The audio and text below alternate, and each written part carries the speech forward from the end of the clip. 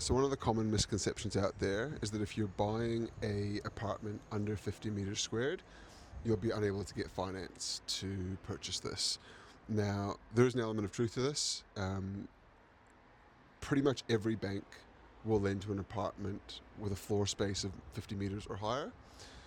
When you drop below 50 meters, you probably lose about half the banks. So between 40 meters and 50 meters squared, you might have 10, 15, 20 banks that can help. However, if you drop below 40 meters squared, that's when you begin to really lose out on options.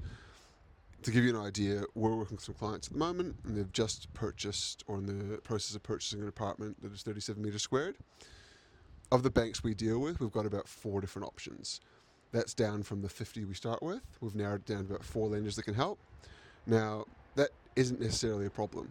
These are major banks or well-regarded mutual banks, and so there's nothing wrong with the lenders that can do them. It just means that we've got a lot less options. And so for these specific clients, they've got 2 reasonably well-paying jobs. There's nothing particularly outside of the box for their lending outside of the property. And so for them, it doesn't matter that we've only got 4 options because the 4 options are fine. And so we can play these options against each other, get them the best price, and there'll be no issue with getting them finance. Where it can be a problem, though, is that for many people, they may not qualify with those 4 lenders due to other conditions. Maybe their credit score, maybe their type of employment, their type of income, whatever it may be.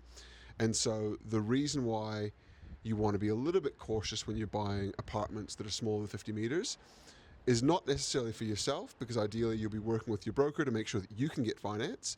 And if you can get finance, it doesn't really matter because you'll be able to get that sorted. But you want to be aware of the fact that if you're to sell this apartment down the track, there may be less buyers who qualify for finance, which may make it harder to sell.